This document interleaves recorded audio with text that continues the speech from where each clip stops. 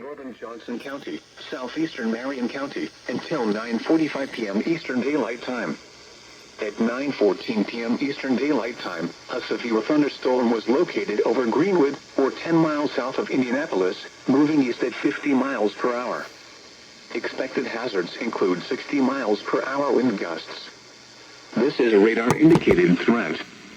The following impacts are expected. Expect damage to roofs, siding, and trees. This severe thunderstorm will be near Franklin around 9:20 p.m. Eastern Daylight Time.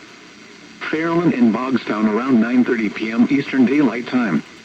Other locations in the path of this severe thunderstorm include Shelbyville, St. Paul, and Waldron.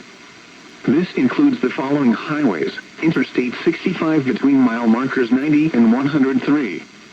Interstate 74 between mile markers 101 and 123. For your protection, move to an interior room on the lowest floor of a building.